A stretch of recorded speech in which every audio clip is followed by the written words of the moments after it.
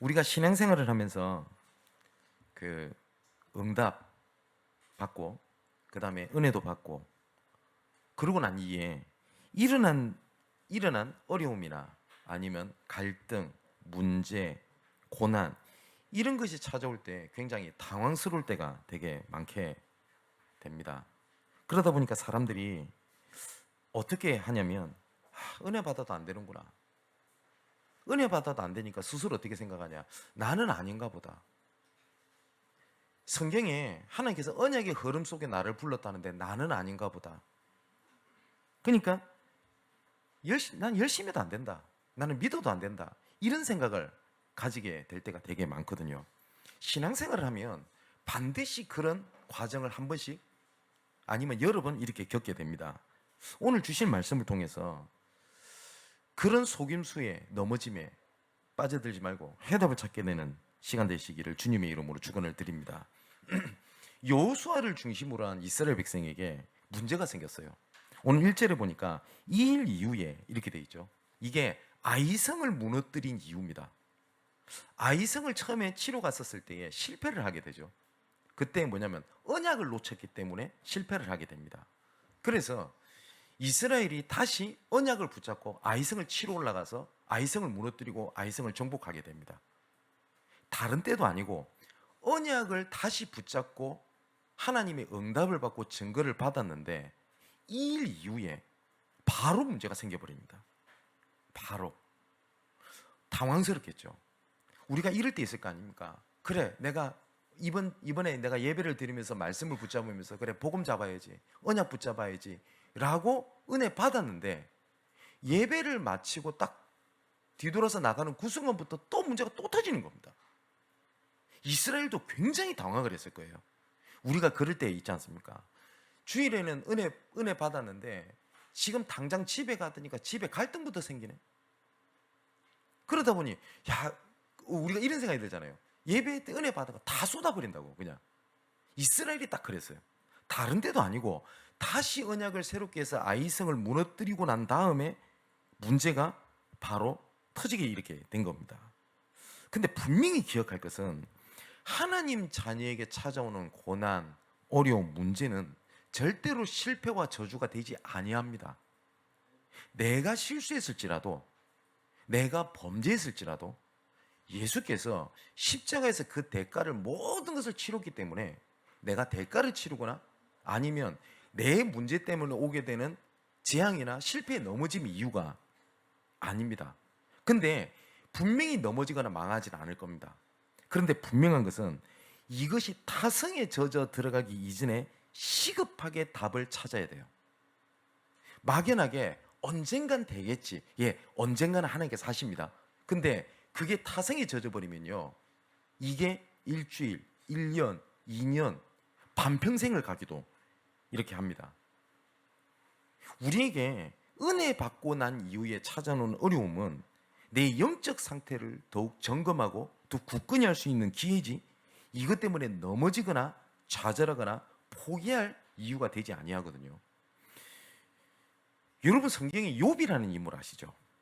이 욥이라는 인물 딱 생각하면 떠오르는 이미지가 있을 겁니다. 인내의 사람, 그리고 참고 견디고 이런 사람이라고 생각이 들죠. 근데 욥은 절대로 그런 사람이 아닙니다. 욥은 오히려 하나님께 원망하고 불평하고 했었던 사람이었어요. 시편 23편에 보니까 1절이 이렇게 되어 있습니다. 욥이 대답하여 이르되, 욥이 하는 얘기를 잘 들어보세요. 오늘도 내게 반항하는 마음과 근심이 있나니.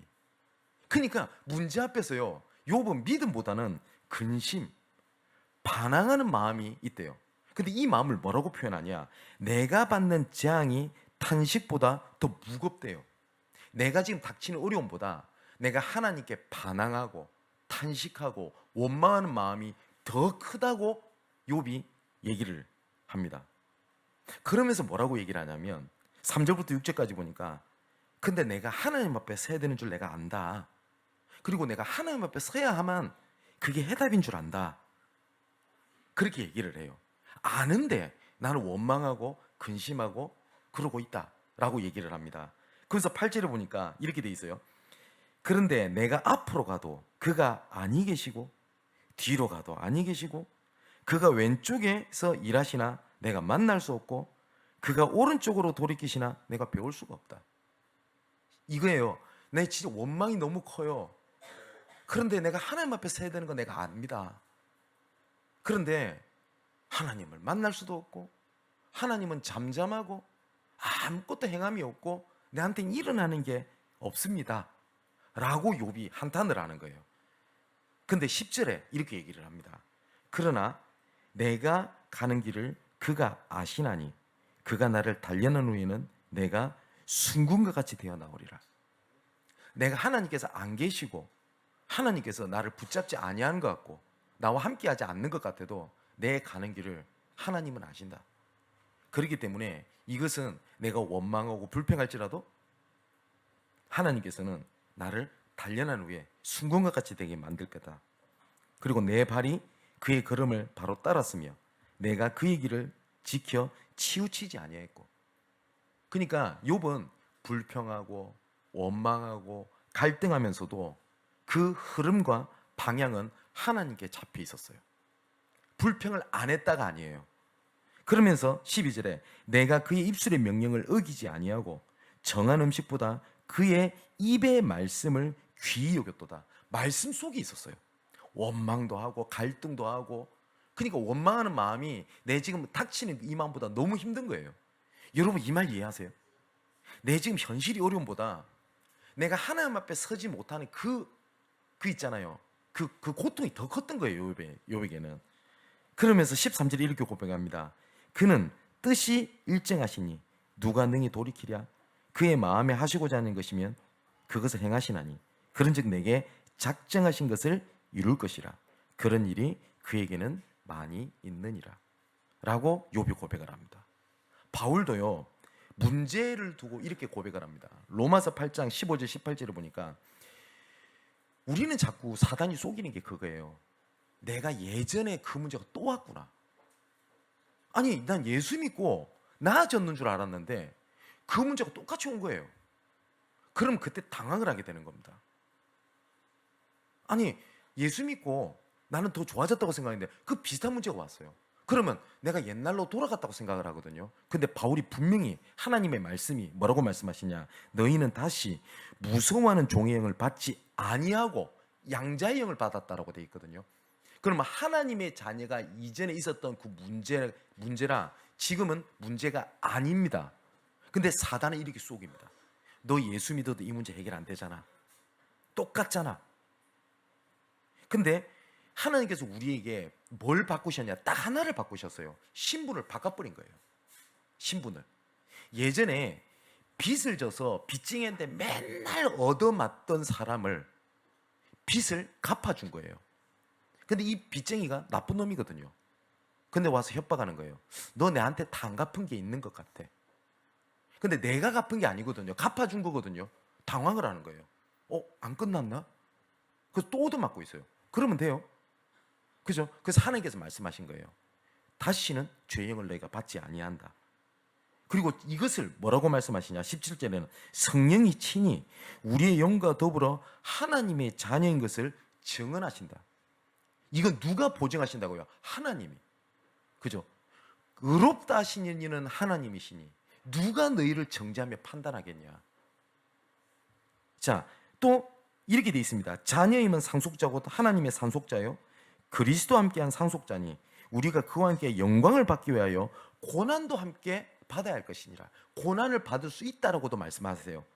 근데 18절에 생각하건대 현재의 고난은 장차 우리에게 나타날 영광과 비교할 수 없도다라고 말씀하셨어요. 그러니까 하나님 자녀에게 은혜 받고 난 이후에 응답 받고 난 이후에 여러 가지 고난이 아니라 그 뒤에 하나님의 영광이 있다고 생각을 하거든요. 근데 사단은 그게 아니라 자꾸 뭐하냐면 문제에 빠지게 만들어요. 내가 예수 믿기 이전에도 이 문제를 갖고 있었어. 아니 나는 괜찮아진 줄 알았는데 나 전혀 안 괜찮아졌네. 이런 거 느껴보신 적 있죠? 아 내가 복음 가지고 내가 변했구나. 내가 성령 충만하구나. 내가 진짜 하나님의 사람이 됐구나 라고 생각을 했는데 어느 날 예전에 있던 갈등이 또 와버린 거예요. 그러면 나는 전혀 변한 게 없구나. 난 똑같구나. 아니요. 다시는 종의 영을 받지 아니한다라고 돼 있거든요. 그러니까 우리는 똑같아요. 뭐냐면 우리의 시선이, 우리의 눈이 어디로 가 있느냐에 따라서 이 현실이 문제가 될 수 있고 문제가 안 되게 보입니다. 불신자들 중에서도요, 나름 성공하는 사람들은 눈에 보이는 어려움을 안 봅니다. 딴 거 봅니다. 쉽게 한번 예를 들어 볼게요. 다른 사람 예를 들면 안 되니까. 제가 되게 사랑하는 사람이 있어요. 여자가. 그런데 현실과 상황이 너무 어려운 거예요. 남의 시선이, 그리고 여러 가지 문제가, 갈등이 앞길에 다 막혀 있는 거예요. 그죠? 그런데 그렇다면 내가 이 사랑하는 사람과 함께할 미래를 생각하면서 지금 것을 보냐? 그죠? 아니면 현실 것을 보면서 불안한 미래를 잡냐? 다르죠. 그죠? 내 시선이 어디냐에 따라서 그렇거든요. 그래서 우리의 눈이, 우리의 시선이 하나님의 언약과 계획이 있을 때 그때부터 판단 기준이 달라져요. 나는 하나님께서 확실하게 달라질 미래를 하나님께서 예비해놨다라는 것을 두고 현실을 보니 뭐예요? 지금의 것은 하나님의 계획이 있고 갱신할 이유가 있는 거예요. 제가 종종 이런 얘기를 하죠. 내년에 만일에 한 100억 정도 들어올 수 있는 확실한 뭐가 있어요. 어음이 있다고 칩시다. 이게 무조건 들어와요. 지금 돈이 없어요. 그래서 집에 있는 김치만 먹고 앉아 있는 겁니다. 그러면 올 게 확실하잖아요. 다이어트 하지 뭐. 내가 지금 웰빙 음식 먹고 있다. 이래 넘어가 버려요. 약간 배고플지라도 그게 문제가 안 돼요. 그런데 100억이 들어올 게 확실함에도 불구하고 지금 당장 배고프다, 없다라는 것을 초점을 맞추면요, 너무 괴로운 거예요. 그죠? 근데 하나님께서는 우리를 통해서 하실 일이 분명히 있다고 말씀하셨어요. 근데 사단은 계속 문제 이런 걸 통해 가지고 어떻게 하냐? 절대 가능이라고 하는 하나님의 계획을 주셨는데 이 사단은 절대 불가능이라는 것이 시선을 딱 못 받게 만듭니다. 우리 양무교회가 세계복음을 해야 되겠죠. 그러면 하나님께서 세계복음을 할 계획을 붙잡고 있는 상황에 산업인에게 경제 어려움이 왔다. 그러면 올바른 경제관, 올바른 헌금관을 바꿀 기회거든요. 근데 그걸 보지 않고 현실을 보면 어떻게 됩니까? 이래 가지고 세계복음 하겠나? 이래 갖고 내가 할 수 있겠냐? 이렇게 되는 겁니다. 그래서 하나님께서는 계속 말씀 보여주시려고 하는 게 있어요. 뭐냐면 나를 보라고 계속 말씀을 하시는 겁니다. 이스라엘 백성들이요, 중요한 시기에 큰 실수를 하게 됩니다. 오늘 본문에 보니까요, 가장 첫 번째는요, 기브온이라고 하는 족속들이요, 큰 실수를 했고 또 합니다. 뭐냐면 이스라엘을 통해 갖고 하나님께서 여리고를 무너뜨리고 그리고 하는 모든 것들을 기본을 알고 있었어요. 보고 있었어요. 그리고 그 줄을 따라가고 있었어요. 그러니까 묻혀서 간 겁니다. 충분히 하나님의 언약을 선택할 수 있었고 그 다음에 하나님의 축복의 대열 속으로 들어갈 기회가 있었음에도 불구하고 기본은 그렇게 하지 않았어요. 애들 말로 간을 본 거예요. 그렇게 하면서 나중에는 사기극을 벌입니다. 어떻게 벌이냐면 야 이제 이렇게 하면 안 되겠다. 뒤늦게라도 그렇게 깨달은 게 다행이긴 해요. 이제는 우리 있으면 이렇게 망한다. 저 이스라엘 백성의 가나안 정복이라고 하는 여정 속에 우리가 동참해야 되겠다. 그래서 어떻게 하냐, 거짓말하는 거예요. 같이 묻어 들어가 놓고는 저쪽에 다른 민족 속에 있다가 너희들 얘기를 듣고 여호와 얘기를 듣고 내 너희들과 조약 화친을 맺으려고 왔다 라고 하면서 거짓말하는 거예요. 낡은 옷, 낡은 신발, 심지어 보따리에다가 곰팡이 핀 떡 이런 걸 딱 준비했어요. 봐라, 우리가 얼마나 내가 먼 곳에서 너희들 보고 찾아왔는데 봐, 신발 낡았지? 옷 낡았잖아. 봐, 너희들 주려고 떡 챙겨왔는데 이것도 다 쉬었고 곰팡이 쓸었지 않냐? 라고 얘기를 하는 겁니다. 사기극을 딱 벌이게 되는 거죠. 그때 여호수아와 이스라엘이요. 또 실수를 합니다. 이 사람들은 뭐냐면 14절 15절에 이렇게 돼 있죠. 무리가 그들의 양식을 취하고는 어떻게 할지를 여호와께 묻지 아니하고, 하나님의 계획을 묻지 아니했다고 돼 있어요. 여호수아가 곧 그들과 화친하여 그들을 살리리라는 조약을 맺고 회중 족장들이 그들에게 맹세하였더라. 그런데 이 맹세하고 이 거짓말이요, 금방 들통이 나버려요. 그래서 16절에 이렇게 돼 있죠. 그들과 조약을 맺은 후 사흘이 지나서야 그들이 이웃에게 자기들 중에 거주하는 자들이라 함을 들었다. 그러니까 이스라엘이 계속 반복하는 게 있어요. 언약 붙잡았다 실수하고, 언약 붙잡았다 실수하고, 언약 붙잡았다 좌절하고, 이게 계속 반복이 돼요. 그런데 이 실수의 결과가 어떻게 되냐면 기브온 족속은 이스라엘의 노예가 됩니다. 우리가 어떤 실수는 지나가지만요, 작은 것이, 어떤 작은 실수는 노예가 될 만큼 큰 문제를 가져다 주기도 해요. 또 이 일 때문에요, 여호수아 10장에 연합군과 기브온의 전투를 벌이게 되거든요. 이스라엘이 전쟁하지도 않아야 될 전쟁입니다. 기브온 족속들과 예루살렘 여러 가지 족속들과 연합해서 이스라엘을 치려고 준비를 했는데 이 기브온이 배신을 한 겁니다. 그러니까 이 연합군이 열받은 거예요. 그래서 이스라엘 체대인데 이 기브온, 이것들이 배신을 때려? 이 기브온 가만두지 않겠다라고 기브온을 치려고 하는 겁니다. 그런데 여호수아가 큰 실수를 했죠. 뭔 실수를 합니까? 조약을 맺은 거예요. 너희들 우리 형제야. 우리 같이 죽고 같이 사는 거야. 그래서 이스라엘과 여호수아하고는 아무 상관없는 전투를요, 이스라엘과 여호수아가 하게 되는 사건이 이 실수였습니다. 나중에 이 기브온과의 조약을 맺은 실수가 그 사무엘하 21장에 보니까 피 흘리는 사건, 기근, 사울의 후손 7이 죽게 되는 문제를 가져다 주게 됩니다. 이 실수가 후대들에게까지 영향을 가는 일이 되게 된 겁니다. 이스라엘이 딱 그랬어요. 우리가 그럴 때가 있을 겁니다. 실수하고 연약하고 넘어지고. 그런데 참 신기한 게 뭔지 아세요? 우리가 성경 전체 흐름을 봐야 되겠죠. 언약을 놓쳐서 온 결과, 예, 맞습니다. 여기까지 보면 우리가 반밖에 안 본 거예요. 말씀의 결론은 어떻게 됩니까? 이름에도 불구하고 하나님은 언약을 성취하시고 살리시고 이끄신다. 그게 성경입니다. 너희가 반드시 죄를 지면 죽게 될 것이다. 성경에 나와 있습니다. 그러나 너희를 그리스도를 통해서 살리셨다. 그게 성경입니다. 맞죠? 그래서 하나님께서 언약을 성취하십니다. 그래서 여호수아 13장에 가면 드디어 어떻게 하냐, 땅을 막 분배하는 장면이 나옵니다. 아니, 실수했잖아요. 넘어졌잖아요. 그럼에도 불구하고 하나님께서는요, 언약을 끝까지 성취하십니다. 기브온 민족이 실수했잖아요. 이 기브온 민족도 구원을 받습니다. 또 그 희한하죠. 실수를 해라, 실수해도 괜찮다라는 게 아닙니다. 실수하지 마라, 이 말도 아니에요. 어떤 사람이 내가 실수하고 살겠다, 내가 쏟고 살겠다, 이런 사람이 없죠. 쏘갔다, 실수했다가 중요한 게 아니라 뭐냐면 실수해도 하나님의 언약은 성취된다. 그걸 보는 겁니다.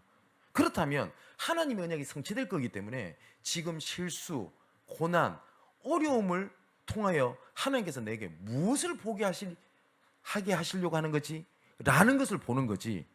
이 사단은요, 어떻게 만드냐? 너 실수했잖아, 네 어려움 당했잖아, 해도 안 되잖아, 은혜 받아도 안 되잖아, 그죠? 이렇게 딱 보게 만듭니다. 지금 상황이 그렇잖아. 그래서 너무 우리 인간적으로 피부에 와닿는 얘기를 하게 합니다. 뭔지 압니까? 현실도 중요하잖아, 상황도 중요하잖아 라고 얘기를 합니다. 예, 맞습니다. 근데 하나님은 뭐라고 말씀하는지 아세요? 그거하고는 상관이 없어 라고 말씀하세요. 그럼 우리가 현실과 동떨어진 삶을 살아가야 된다는 얘기가 아니라니까요. 지금 현실 상황은 반드시 달라지고 하나님께서 언약을 성취시키기 위한 하나님의 계획을 나타내시는 하나님의 여정이지, 그게 절대 불가능이 아니라고 하나님의 말씀은 계속 말씀하고 계세요. 아브라함, 이삭, 야곱, 요셉의 족장 시대를 한번 보세요.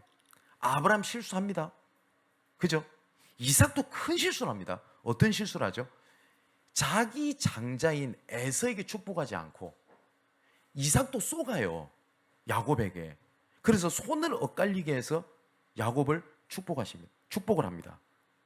그런데 이 이삭의 실수가요, 하나님의 계획을 이루는 것이 돼 있어요. 로마서 5장에 보면 바울이 이렇게 얘기합니다. 하나님께서 야곱을 태중에서부터 쓰시기로 이미 작정하셨어요. 분명히 이삭은 실수한 게 맞아요. 근데 하나님의 계획을 이루는 하나님의 방법이었어요. 야곱도 온갖 인본주의 있습니다. 외삼촌 속이고 하죠. 그런데 하나님께서는 열국의 아비, 너 이름을 이제 야곱이라 하지 마라, 이스라엘이라 하라. 하나님께서 언약을 성취하셔버립니다. 요셉의 불안함, 요셉의 문제, 갈등, 연약함, 그거하고 상관없이 하나님께서는 일을 진행하십니다. 출애굽 시대도 마찬가지입니다. 우리 출애굽기 봤죠. 이스라엘 백성들의 보면 믿음이 있다고 느껴지지 못할 만큼 계속 실수가 넘어집니다. 근데 하나님께서는 그걸 자꾸 뒤집어 가지고 언약을 계속 이루어 가세요. 그러면서 계속 하시는 말씀이 있어요. 너 회개했네, 너 좀 변했네, 너가 달라졌네 라고 얘기 안 하십니다. 계속 뭘 말씀하시냐? 아브라함과 이삭과 야곱을 향한 내가 언약을 내가 기억한다 라고 계속 말씀하세요. 이 모세도 계속 위기가 어려움이 닥칠 때마다 하나님 앞에 기도하는 장면이 있습니다. 아브라함과 이삭과 야곱을 통하여 주셨던 언약을 기억하옵소서, 그걸 계속 얘기해요. 무슨 말인지 아시겠죠? 포로 시대 때도요, 계속 실수합니다. 그런데 하나님은요, 언약을 성취하세요. 속국 시대에도요, 로마 속국 시대 때도 계속 자빠지고 넘어지고 그래요. 근데 하나님의 언약은 계속 성취가 됩니다. 자, 그렇다면 우리가 실수했습니다, 넘어졌습니다 가 아니라, 그것이 아니라 이걸 통해서 하나님께서 나를 통해서 언약을 이루실 거라는 것을 붙잡고요, 우리가 항상 뭘 하는 거냐? 25시 속으로 들어가는 겁니다. 25시라고 하는 것은 우리 인간에게는 24시밖에 없어요. 그러면 나를 넘어서고 현실을 넘어서고 상황을 넘어서는 게 있거든요. 그게 하나님의 역사입니다. 불신자는 이게요, 뭐냐면 사단의 역사입니다.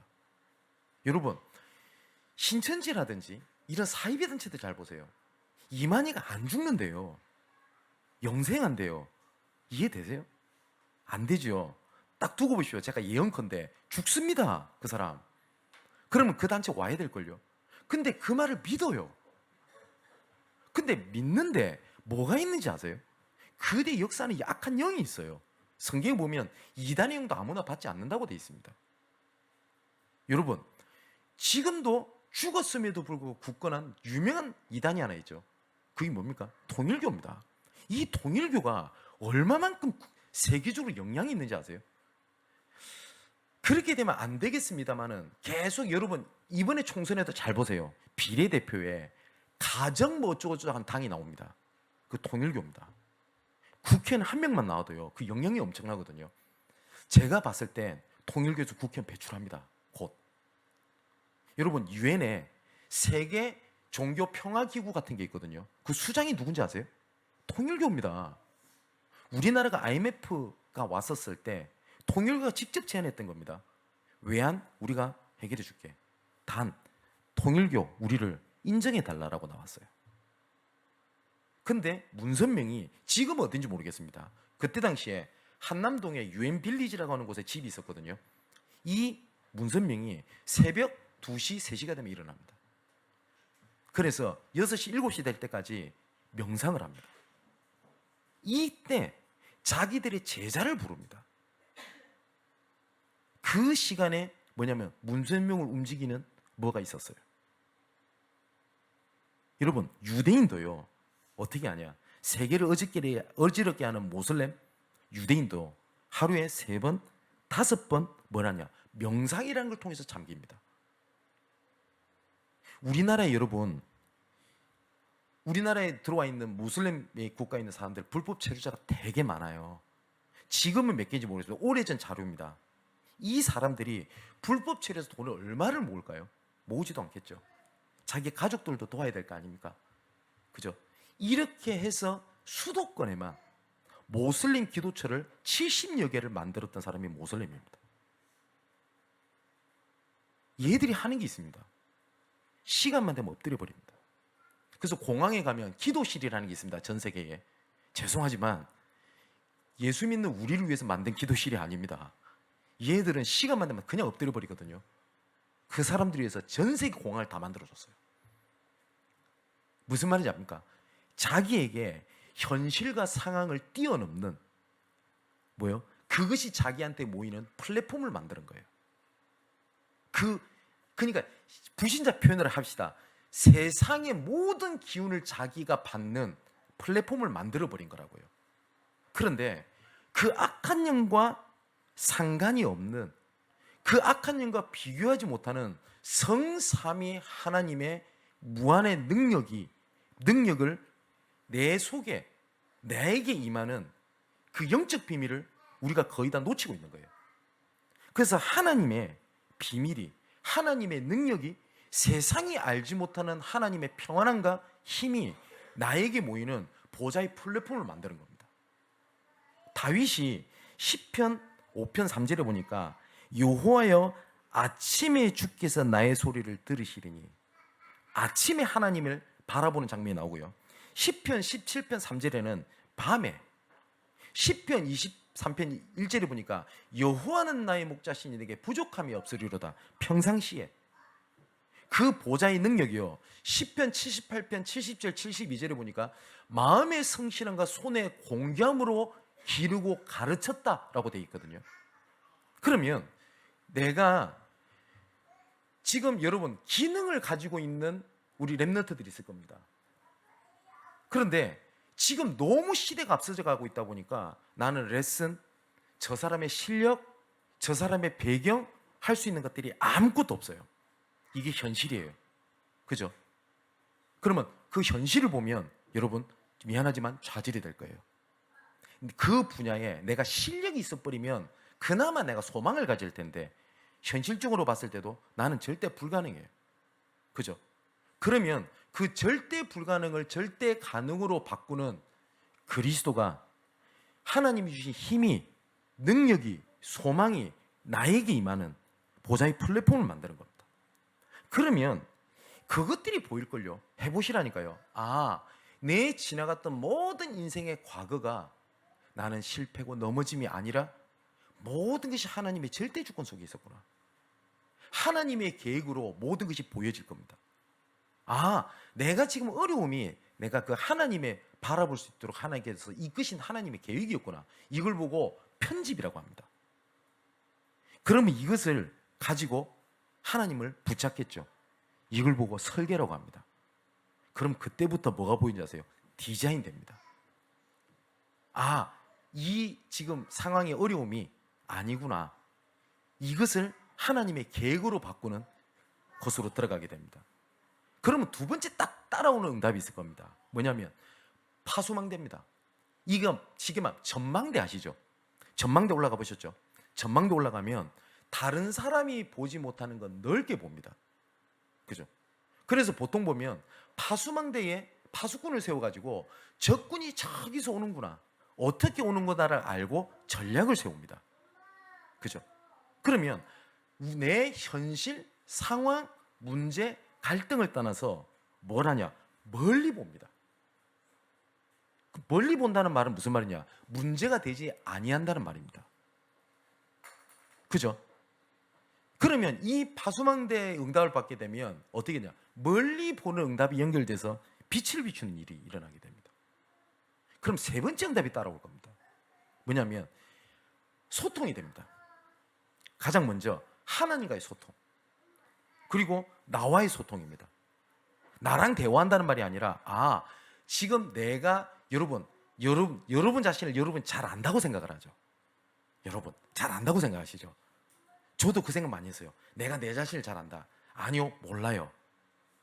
그죠? 그래서 하나님께서 말씀하신 겁니다. 너희를 향한 나의 생각을 내가 안다. 하나님께서는 네 자신, 사단은요 세상에서는 네 자신을 알아라 라고 얘기를 합니다. 모릅니다. 하나님께서는 우리를 창조하실 때부터 하나님께서 뭘 주셨냐, 우리가 알지 못하는 잠재적인 하나님의 능력을 주셨어요. 그리고 하나님의 달란트를 주셨어요. 하나님의 계획을 주셨어요. 이걸 우리가 찬양을 할 때나 영어로 헤븐리 파워, 헤븐리 탤런트, 헤븐리 미션이라고 얘기를 하거든요. 근데 우리가 모르고 살잖아요. 그죠? 그걸 알게 된다는 거예요. 뭐냐? 나와의 소통. 그러면서 현장과의 소통이 되고요, 내 업과의 소통이 되게 됩니다. 문제 실수 가운데 어떻게 해야 되냐? 보좌의 플랫폼을 만드십시오. 그러면 보좌의 파수망대 멀리 보게 될 겁니다. 그때 뭐냐? 하나님과 통하고 내 자신과 통하고 내 현장과 통하고 내 업과 통하고 내 인생과 통하게 됩니다. 이제 결론을 맺겠습니다. 이제는 여호수아 10장부터 쭉 가다 보면 13장에 땅을 분배하는 장면이 쫙 이렇게 나옵니다. 그런데 여호수아 13장에 재밌는 얘기가 나와요. 뭐냐면 여호수아가 나이 들어서 정복하지 못한 땅이 나옵니다. 다 정복해야 되는데 그 중에 하나가 어떤 나라가 있었냐면 블레셋이라는 나라가 나와요. 많이 들어보셨죠? 그술이라고 하는 나라가 나옵니다. 대표적으로 이스라엘이 왕국이 딱 분열되고 난 다음에 아람이라고 하는 나라랑 동맹을 해서 이스라엘을 공격을 했던 나라가 누구냐면 구술입니다. 그러면 지금까지 내가 신앙생활을 해오면서 현실과 상황 속에서 하나님의 계획을 가지고 넘어서지 못했던, 정복하지 못한 그 분야 있죠. 그 분야를 정복하는 겁니다. 그렇지 아니하면 후대들에게 그것을 전달해 줘야 되게 돼요. 그래서 여러분 혹시 이런 가정이 있을 겁니다. 우리 집은 너무 힘듭니다. 우리 가정에는 그 문제가 있습니다. 그거를요 상처로 붙잡지 마시고 정복하지 못한 땅, 그 분야를 이제 하나님께서 나에게 바톤을 주셨으니 내가 이걸 정복한다. 그래서 후대들에게 정복하지 못한 땅을 전달해 주는 것이 아니라 뭘 전달해 주는 거냐? 정복의 시스템을 전달해 주는 겁니다. 언약 이후에, 응답 이후에 문제가 왔었을 때 문제 가운데 빠지지 마십시오. 정말 현실 보지 마십시오. 세상에서는 이렇게 할 겁니다. 현실도 중요하지 않냐? 여러분 정말 애타는 심정으로 말씀드립니다. 하나님의 말씀 그렇게 말씀하고 있지 않습니다. 현실을 보지 마십시오. 현실을 등을 돌리라는 말이 아닙니다. 하나님께서 이루실 언약을 보십시오. 승리하는 여러분 되시기를 주님의 이름으로 축원을 드립니다. 기도하겠습니다. 십자가 위에서 모든 문제를 해결하신 그리스도를 통하여 자녀가 된 우리에게 고난과 어려움은 실패와 저주가 되지 아니하고 반드시 언약을 이루시는 아버지 하나님께 감사함을 드립니다. 언약을 이루어 가시는 과정 속에 실수와 어려움, 고난 속에 있는 주의 자녀들을 보좌의 능력으로 이 시간 붙잡아 주옵소서. 영육 간의 힘든 상황과 갈등을 넘어 언약을 성취하신 하나님의 은혜가 우리의 삶을 에워싸게 하옵소서. 절대 불가능을 고백하며 절대 가능의 그리스도 속으로 깊이 들어가게 하여 주옵소서. 주의 축복과 계획이 몰려드는 보좌의 플랫폼의 영적 상태로 변화시켜 주시고 주의 계획과 응답을 멀리 보는 보좌의 파수망대로 빛을 비추게 하옵소서. 하나님과의 소통으로 모든 것이 통하는 보좌의 안테나를 시급하게 회복하게 하옵소서.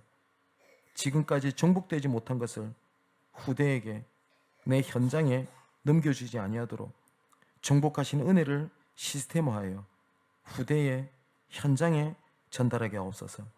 이 모든 말씀을 그리스도가 되시는 예수님의 이름으로 기도합니다. 아멘. 우리 찬송